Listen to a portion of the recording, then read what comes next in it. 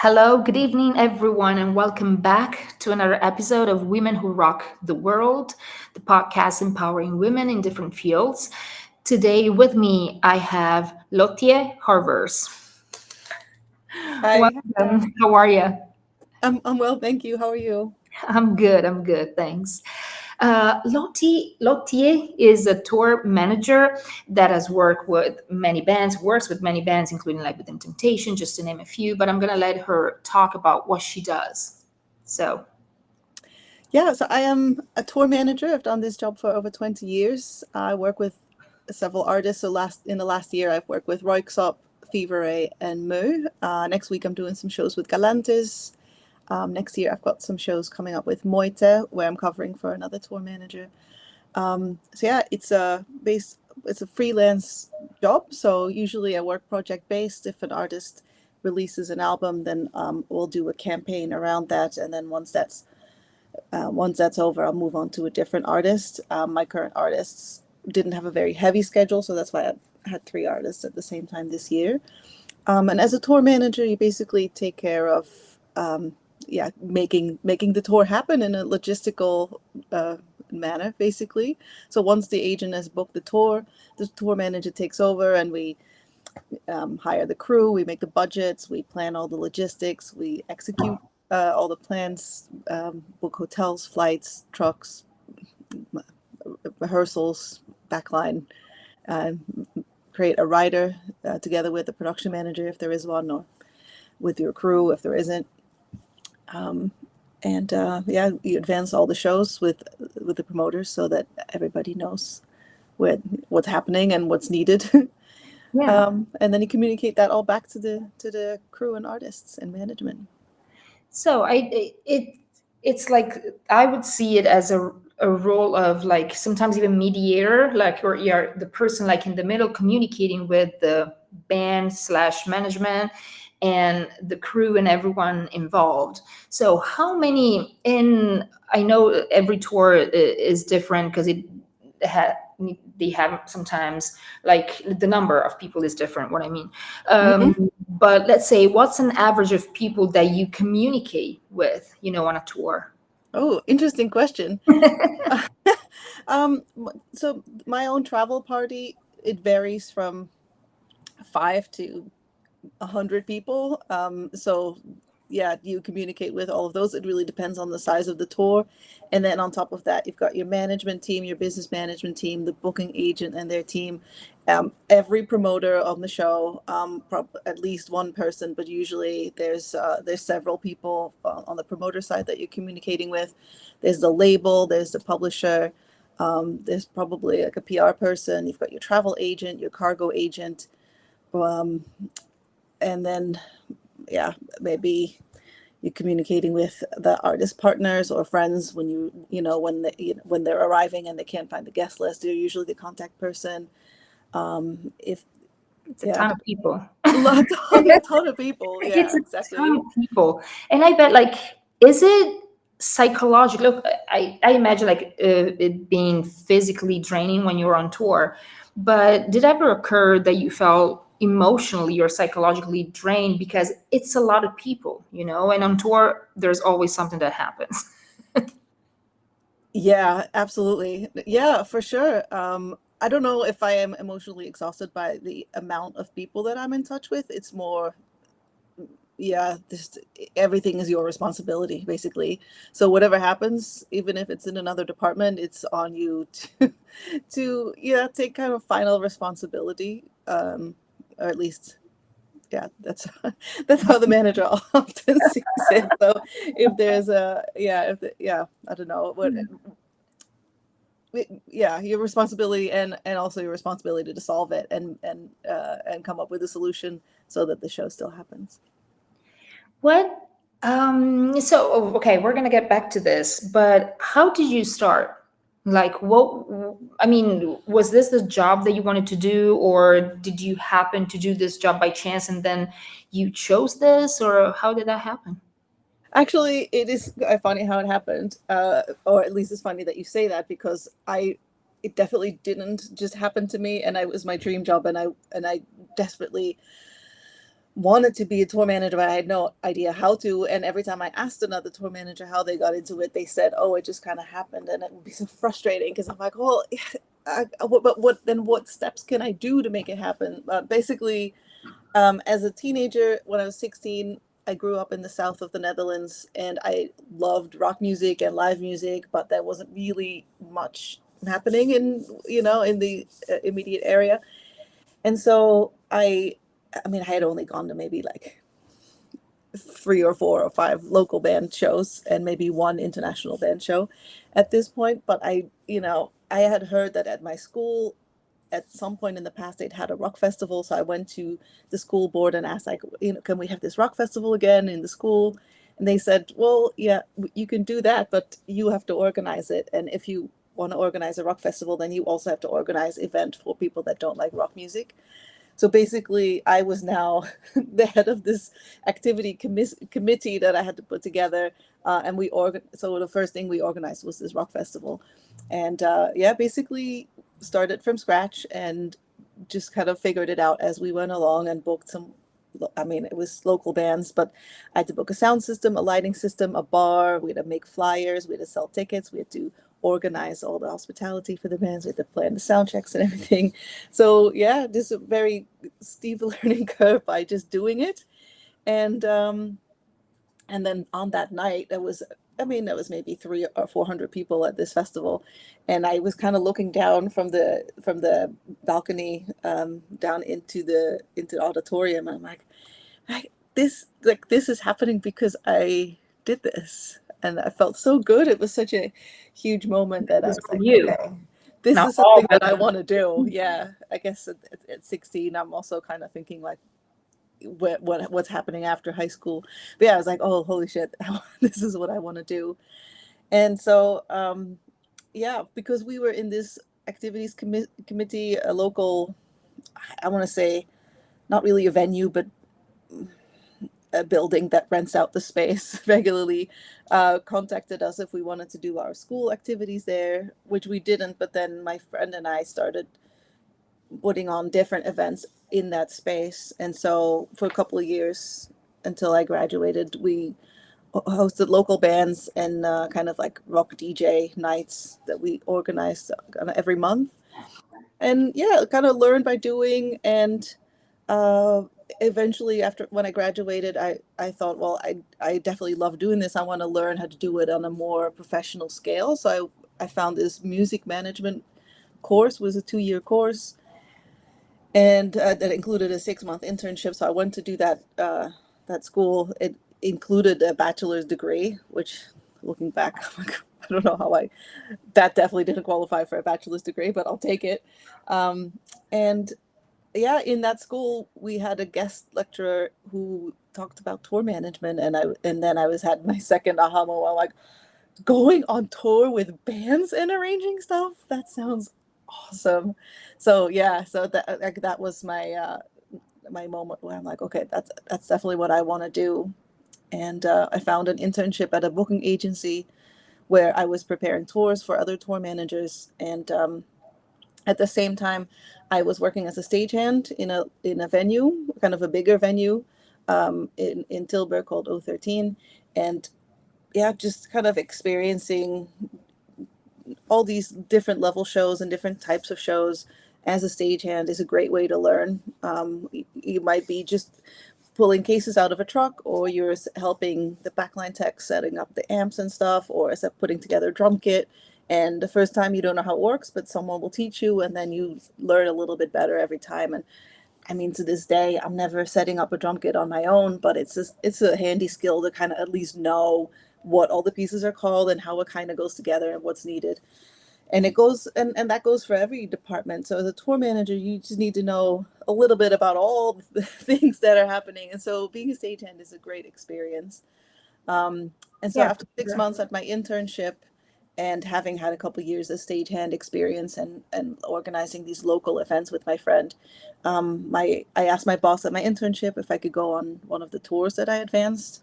And she said it was fine. She told me to contact the artist, and I called them, and they're like, yeah, that sounds good.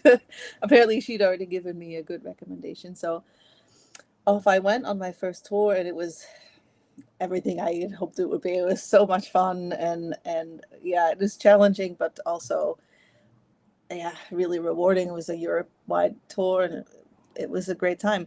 But this artist didn't have a label or management, and after my internship finished, the booking agency also closed down. So I had kind of nothing in terms of network that came out of that tour. And so after that, I had no tours for about 6 months. I was just working as a stagehand, thinking, oh my God, did I make a mistake? I'm graduated now and I have no idea how to build out my network. Also, this is in 2003. So, LinkedIn isn't a thing. I had the only way to meet tour managers Yeah. was being at shows and working them and talking to the tour manager. And yeah, this was at that point where, like I referenced to earlier, I ask a tour manager to be like, oh yeah, I mean, I was doing sound, and then my buddy's band started getting bigger, so I started touring with them, and then kind of rolled into being a tour manager. I'm like, oh, great. I mean, I don't have any friends with bands, let alone bands that are going to be so big that they're going on international tours. So yeah, pretty tricky. And it ended up after 6 months, a tour manager that I had met at some point and kept in touch with called me, and he's like, I have a tour that is starting in 2 days that I can't do myself. Do you want to do it? And I'm like, yes. So I canceled all my shifts at the venue. We had a little system that, everyone, you could just call your colleagues to cover your shifts. And so I went on my first tour that I actually found through my network. And it just kind of kept going like that for the first 2 or 3 years. There was long gaps between tours, and I would get tours kind of last minute, usually from another tour manager that had a double booking and couldn't do that job themselves. And I would imagine that on something like this, it's like maybe you have, I don't know, like 3 days in advance or something like that. Did it ever happen? yeah, well, that second tour, it was literally like 2 days away. He's like, oh, can you leave day after tomorrow? I'm like, yes, let's go. I wanted Okay. so badly. So how important in this job is to be flexible Yeah, with the super schedule? super flexible. Yeah, but I spoke to a young tour manager recently, and she's really struggling. Where she's like, okay, well, I don't really have enough tours yet to make a full-time living, but if I take on a full-time job, then I'm not available for a tour. So how do you combine it? And yeah, that is really tricky. That is really tricky. But at the time, I was living in a super cheap flat, and I was just working at the venue, and luckily they were very flexible because I mean it was just I was working in the coat check and as a stagehand, so it was not very specific work that only I could do. We just had a pool of colleagues that we all covers each other's shifts if we couldn't do it. So yeah, it's tricky to get started when you haven't got enough work yet to not do other jobs. But I think venue work is very suitable for that, and that's at the same time you're learning more about your job at the same time. Yeah. Do you feel, I mean, you mentioned earlier that you asked another tour manager, like, how do I do this? How do I get to be like fully booked and just doing this for a living? And it wasn't much help. But did someone help you? I mean, did you find someone that mentored you at some point, or was it like you had to take care of it like yourself, and how did you do it? Because I want to make sure that women out there that want to do this are inspired. Like, I know there's not like a path, but how did that happen? I mean, did you find like a mentor, like, or someone that at some point vouched for you, or how did that go? So that very first tour, it came from my the agent that I was working for, and she gave me good recommendations to this artist. And then the next tour after that, it came from this tour manager that I had met on tour, where my band was opening for his band, and we had kept in touch. And he I wouldn't say he was my mentor, really. He was just a colleague tour manager that was eager to help whoever sent him the tour to fill that role, even if he couldn't do it. And I still do the same thing. If I am offered a job that I can't do, then I always try to find someone to fill that role, because that way I'm helping someone in my network, and I'm helping somebody fill their vacancy. But I will say, a little bit later on, I did meet other tour managers that have filled more of a mentorship role. And yeah, I'd say there's like 4, and they're all male tour managers that have kind of helped me along the way, that that put me forward for other jobs. One of them would always charge me 10% commission on my wages, which it's pretty unusual. I have never charged anybody commission for sending me like a a job. one time, for but if like always. Yeah, but at the same time, I was very dependent on the jobs that he was sending me, and then on those jobs, you meet other people. And then one of those tour managers, his name is Giggsy. I don't know, he was just somebody that I felt really comfortable asking questions like, how does it work if I have to apply for this kind of visa, or what would you do in this situation? And yeah, that was a very helpful person to have. But I was never in a formal mentorship program, or I never really formally asked him to be a mentor. He was just like a person that I could ask questions to. How's I know, I mean, being a musician myself, there's not like a typical day on tour, but what's your day like when you're on tour? Well, let's take a day on a bus tour. It's a little bit different when you're doing a fly date or a van tour. But so on a bus tour, usually I'll wake up around 8 or 9 a.m. and we're already parked. Hopefully, the bus driver will sort out the parking. At any hour of the morning when we arrive on the bus, and he doesn't really need to wake me up. But I've given the driver instructions on where to park exactly and how to connect the power, and ideally I'll give them a phone number as well of a local contact in case there's any kind of issue. So I'll wake up and the bus is parked, and I try to be the first one in the venue. So if the get in at the venue is earlier, then I'll get up earlier, and I'll grab my bag, which is my toiletries, a fresh change of clothing, and my work stuff. And I'll go outside, check out where is the entrance to the venue. And then I make pictures of the way from the bus into the venue, and I send it to the group app so that everybody else doesn't have to figure it out on their own. Then when I go into the venue, I'll find the local promoter representative and introduce myself, and we'll have a walk around and look at the layout of the venue, where everything is. We usually allocate the dressing rooms. Sometimes it's very obvious who gets which dressing room. Sometimes it's a little bit of a puzzle. And then I'll put signs up on all the dressing rooms so everybody else knows what we decided, which is which. And I'll take a shower, get ready for the day, grab some breakfast if it's up, and set up my office and start working, basically. And then usually, depending on what time load-in is, but the crew will start trickling in, probably ask me where the towels are, where the showers are. So I try to be ahead of all of these questions. But there's usually questions about where's catering, where's coffee, where's what's the Wi-Fi password, etc. Wi-Fi password. Yeah. Yeah.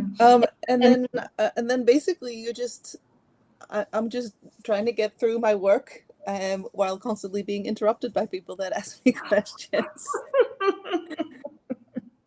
And so I'm working on advancing future shows, booking flights, keeping my daily accounting going, my petty cash and my credit card receipts. Just keep that all up to date. And then usually with some of my bands, I try to implement this on all of my tours, but I like to have a team meeting right before sound check on stage.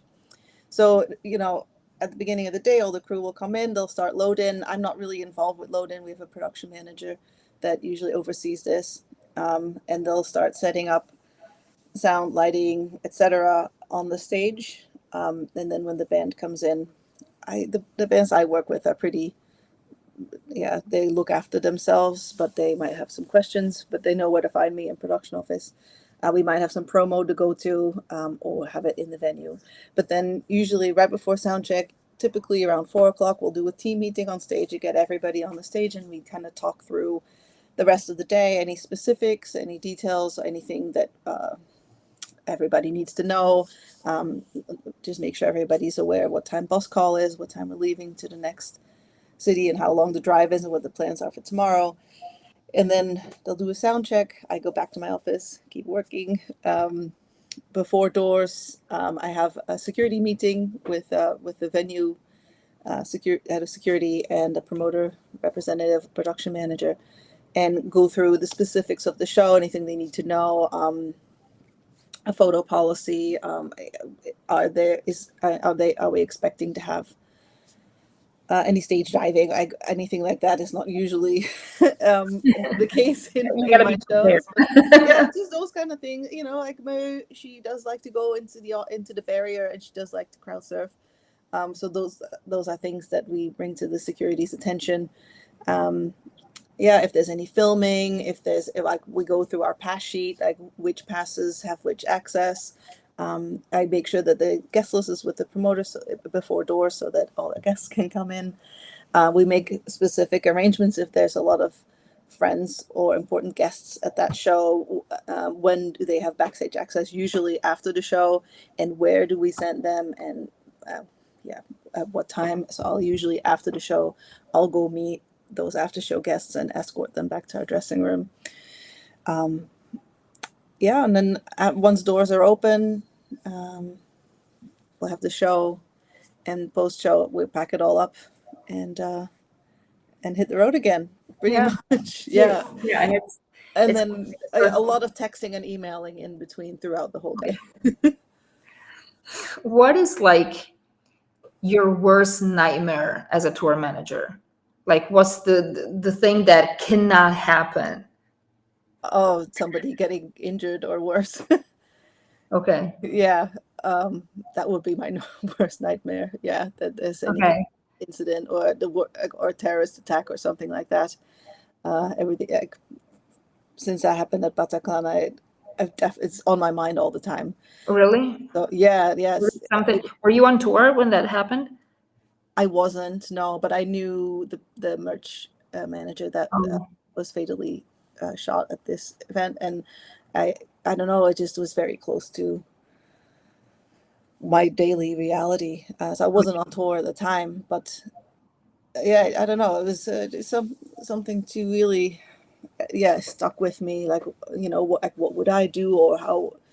So we also talk about that often in security meetings.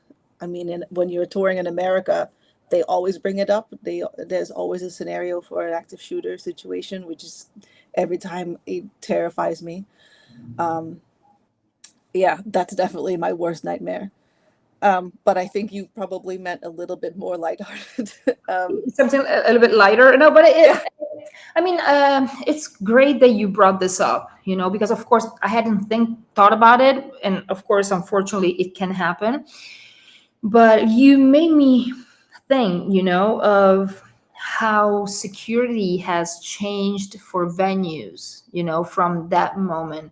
Mm-hmm. Because from that moment, I wasn't on tour myself. I wasn't with any artists. I had one of the artists that I was working with as artist manager back then. They were supposed to play in Paris the following day. Oh. So we had to cancel that. We canceled the first 3 gigs of the tour, the European tour. Mm-hmm. Because of course everyone was in a chaos. So like, what do you do? Okay, of course you have to cancel Paris.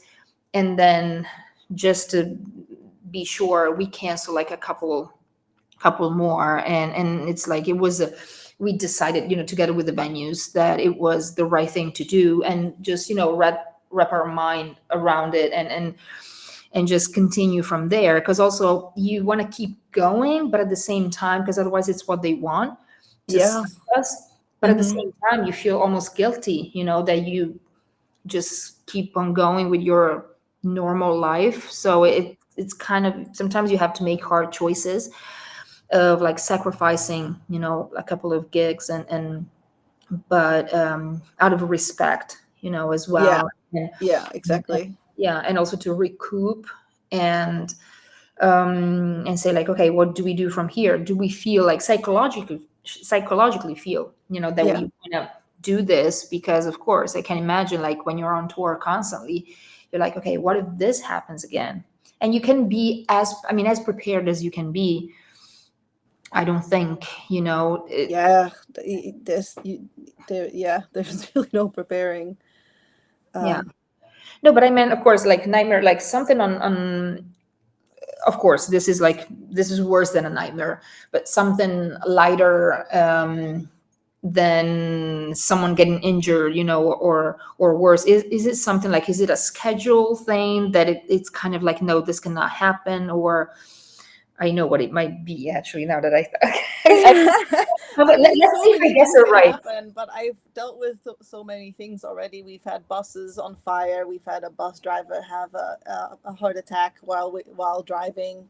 But luckily, our production manager was awake and chatting to him, so he was able to pull him over before it got so bad that we had to call an ambulance, which we did afterwards. But yeah, so this was this was on the same tour where we had already had a fire on the crew bus, and so that had pulled over. All the crew then had to come on the band bus and sleep on the floor and on the seats. And then like, weeks later, this happened with the bus driver, and they again had to come into the band bus in the middle of the night, and get no sleep on the tour bus floor. It was, yeah, but you have to get to the next city. You can't just be parked in the highway until a new driver is flown in and miss your show. So yeah, you just make it happen. And otherwise, yeah, anything.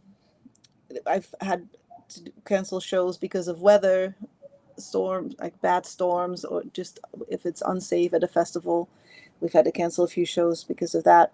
Um, when we're doing back-to-back shows, typically when we fly to shows, we always fly a day before, just in case there's any delays, cancellations, missing luggage, etc. But sometimes you have shows booked back, like one day after the other, and then you have to fly on the show day.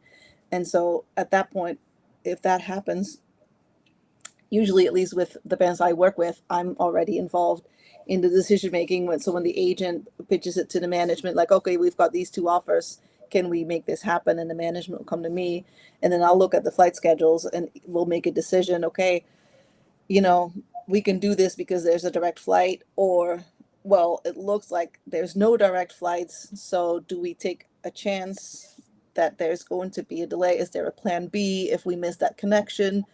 Or it's so complicated and we can afford it. We got to do a private jet from A to B.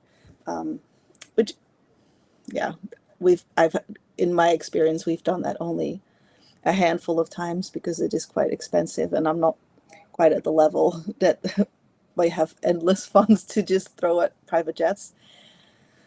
So yeah, it's just so risky to fly, especially on a connecting flight on the show day, and especially if you're flying with essential gear that you have to check in.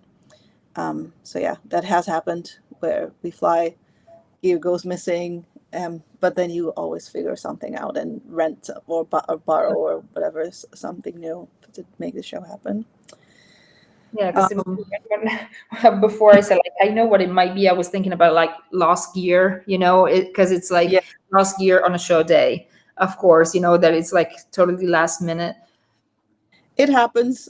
I've had it where there was a strike, like a cargo strike, and so our gear got there like 10 minutes before stage time, and we had to throw something together. And yeah, that's when you really rely on your crew and of the flexibility of the band also to make a show happen with less than an ideal situation.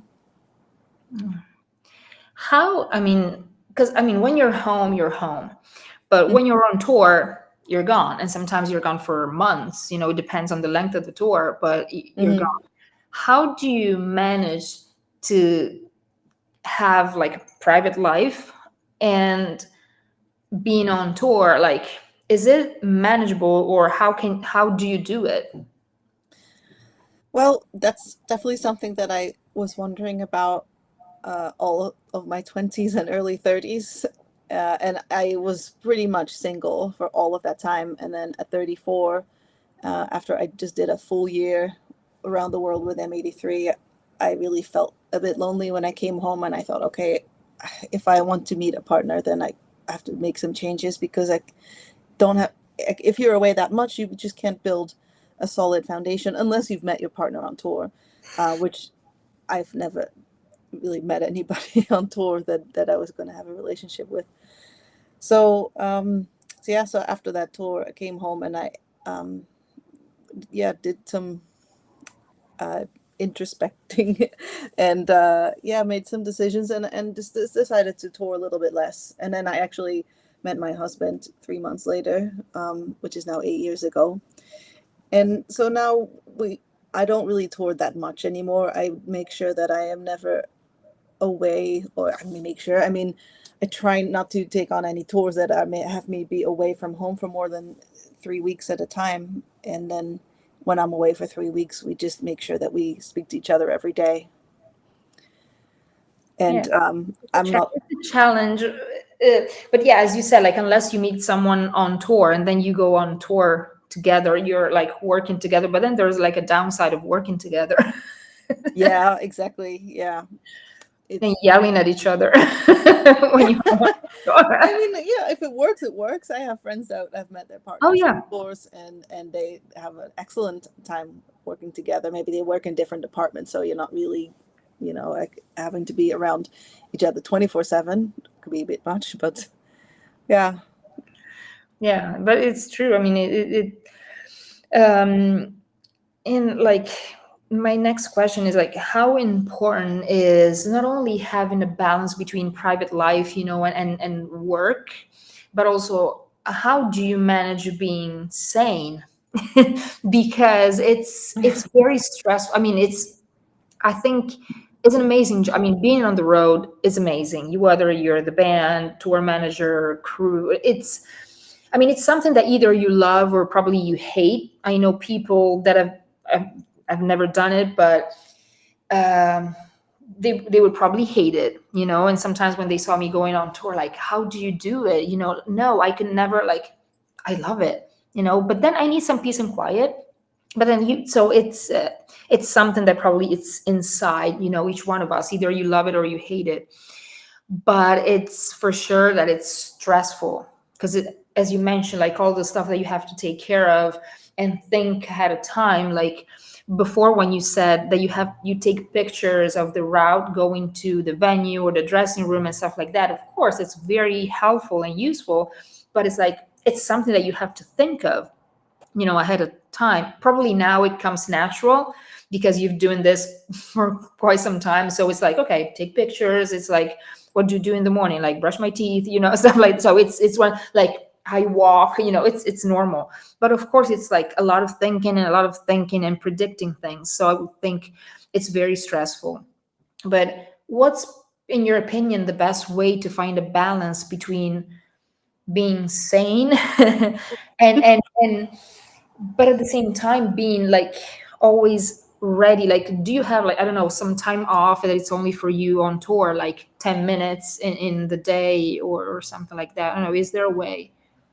um well, I definitely try to get enough sleep each night, and yeah, our schedule does allow for that, so we'll usually be on the bus by 12:30 or 1, and then we'll have a long, so we don't really start until 9 a.m. the next day, so that there is time to get 8 hours a night. I think that's important. So, but honestly, I don't really have any tips about that. I think you just got to really Yeah, love yeah, no, but this sleep is job. great.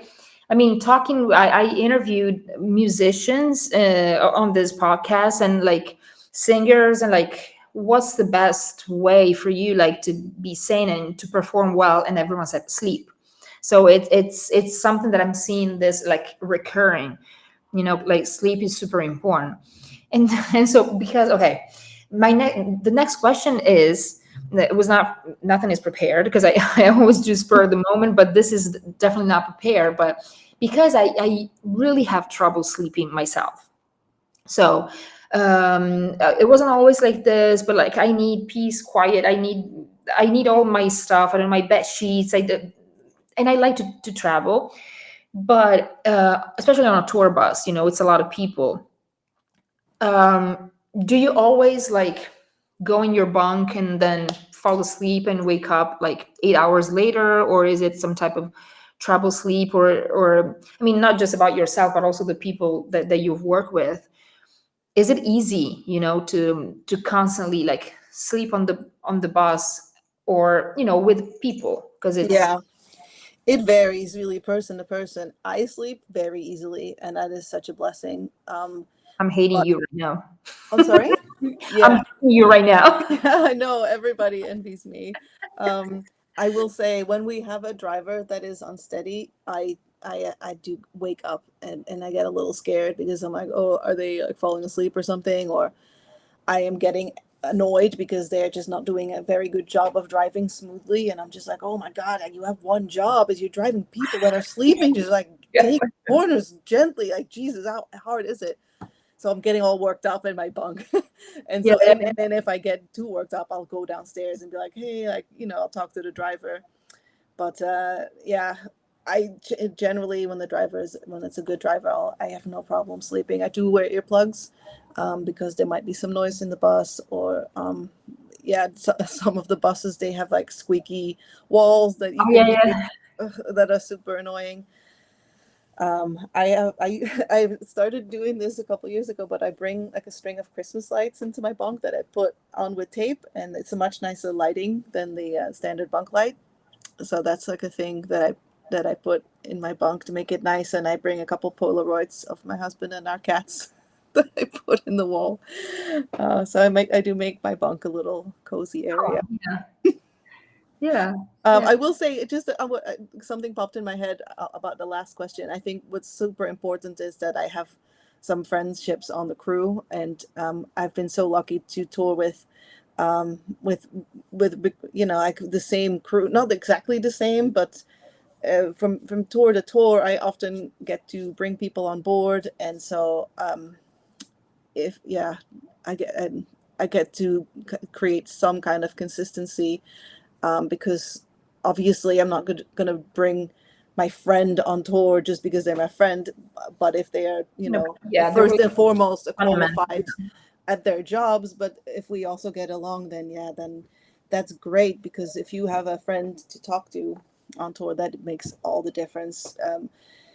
Because like, much as you can talk to your partner at home, they're not really going to There. be they're not there exactly, and they're not maybe not that interested in hearing about your day-to-day little things about like that are No, going but on. I guess it's part of not being there, because I would think that they're interested, but it's like some stuff that it might seem back home might seem not as important, like this little thing happened. But when you're on tour, you do realize that maybe something that looked like something small in reality kind of cause like a chain reaction, or something that Hmm. maybe unsettles you, because also being stressed, because you're on a tight schedule, you have a tons of things to do. Sometimes it's the tiny little things, that maybe makes someone just say like, oh no, I can't, like today I can't. Hmm. But then when Yeah. you're not there to witness it, I would think it's different. Yeah, exactly. And also setting boundaries for myself. Like, if I have had a bad experience with an artist, then I'm just not going to take the next tour. I haven't really had to do that. I mean, I have had some bad experiences on tour, and I have had to set a boundary where I had a clash with one of the crew members, and I told management after we had already tried, like for a long period of time to work things out. But she was quite a bully, that I had to tell management, like, look, I really want to stay on this tour, and I love the artist, but for my own mental health, I can't work with this one person anymore. So for the next leg, can we look at replacing them? Because otherwise, I have to pull out. So I mean, I stayed on the tour, and they replaced the person. But I think it is important to set those boundaries, because not to say just like kick everyone off the tour that you don't get along with, No, but no, of course, but it's if like it escalates to a certain reasonable. point, then you have to make a decision for yourself. Like, okay, I can't deal with this, so I'm just gonna discuss with management that this is where I'm at, and then it's with them and the artist how they want to solve Yeah, the situation. yeah, it's like solving things. It's like in any company, because Mhm. when you're in a company, if there's someone that is kind of like disturbing the peace, or something that happens, you bring it to management. You bring it to the person, to the upper management, or someone in charge, and say like, what can we do? It's not against personally anyone, but if there's some type of behaviors that continue, or that don't make working bearable, Yeah, yeah, pleasant, exactly. great. Pleasant, great, but like bearable, to where everyone can do their job. Of course, it needs to be discussed one way or the other. Yeah. Yeah. And last thing, I mean, you also, thanks so much, because you gave a ton of advice, also how to manage this. Thanks so much, really. Um, but if any woman out there wants to start this job, and they're saying like, what can I do? What can you recommend? Other than, of course, what we said before, but yeah, what would be your advice? I think that just the number one thing is being proactive, because it's also a thing that you need to be proactive as a tour manager. You need to take initiative and make things happen before people ask you to do them. So I think in the same way, when you are looking to get into this industry, pick up the phone and or start cold emailing people and start connecting with people that are in the job that you want to do. So I get messages on LinkedIn all the time, and I absolutely welcome anybody that's interested in tour management just to write me and connect with me. And but not just me, obviously, do it with lots of tour managers.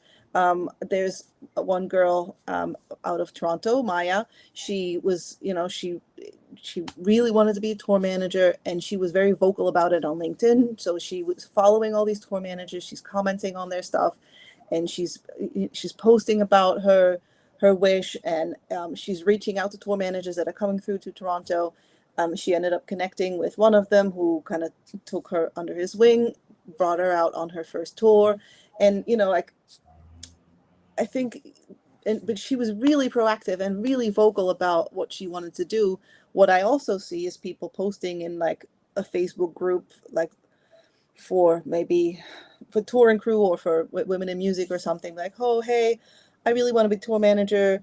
If there's anyone out there that I can shadow, let me know. And I'm just like, no, you need to look at who is coming through your town and then reach out to them directly, Mm, because if I'm coming through Manchester, and somebody is like, oh, hey, I'm such and such. I see that your band is coming through Manchester next week. I would love to have at least meet you for a cup of coffee for 10 minutes, or maybe you can tell me a bit more about your career or your job or something, because I'm dying to get into the industry. Then I'm definitely more likely to say yes to that than for me to go on Facebook and figure out where this person is living.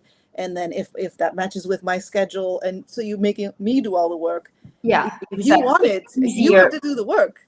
Yeah, no, that's actually amazing advice. Yes, proactive, but also go straight to the point, and don't make the other person do more job, that because otherwise probably they're not going to do it, and it's not because they're mean. We're all on a tight schedule, and especially like I Yeah, want to help you, but just make it a little bit easier, exactly. to And help. you're showing me that you're a proactive person. Yeah. And yeah, and Um, you're showing that you're always like ahead of, like you're thinking ahead, so that's useful Yeah. for the job as well. Exactly. And you went online, you found Google, you figured out that, oh, okay, Fever Ray is playing in my town next week. Let me Google Fever Ray tour manager. Okay, immediately gonna probably find me. I, I'm pretty findable online, and I think that goes for most tour managers nowadays on LinkedIn or in like an article, an industry outlet or something. It's all very easy to figure out email addresses, and even if they aren't, email the venue, say, hey, I see Fever Ray is playing. I would love to get in touch with the tour manager. Would you mind forwarding my email to the tour manager? It's also going to end up with me. So, and then just for getting those first jobs in the industry, I also just walked into a venue and asked at the box office, like, what jobs do you have available at the moment? And then yeah, they called the day manager, and they was like, told me, we have vacancy in the coat check. I'm like, okay, cool. So I'll start in the coat check. And then once I was working in a venue, I could move into stagehands. Yeah, just be proactive and Absolutely, get yes, off the couch. 100%. 100%. Yes, yes. And Thank then you. once you have a connection with this tour manager that you may have had a coffee, keep in touch with them. And every 3 or 4 months, be like, hey, how's it going? What are you up to? This is what I've been doing. This is what I've got coming up. If you hear of anything, I'm still looking for opportunities. Please keep me in mind if you hear of anything. And just keep doing that. And because Eventually, something is going to happen. exactly, just do that with all the people that you meet. Eventually, somebody is going to have some job that they're going to pass down to you. Absolutely. Yeah, don't be shy. Yeah. Yeah, exactly. All right. Well, thanks so much. Really, you brought me and I'm sure the audience into the tour life, which is amazing, and also share some valuable advice. So thanks so much. Thanks for your time. My And pleasure. Thanks for having me, Kiara. Can I just add, I made a website called diversityontour.com, and I put a lot more tips on breaking into the industry on there, as well as links to loads of platforms for underrepresented groups in the music industry. So I think that's a great resource for anybody looking to. absolutely, yes, absolutely, for sure. Thanks again. Thank you. Absolutely. Take Taking care. care. Bye. You take care.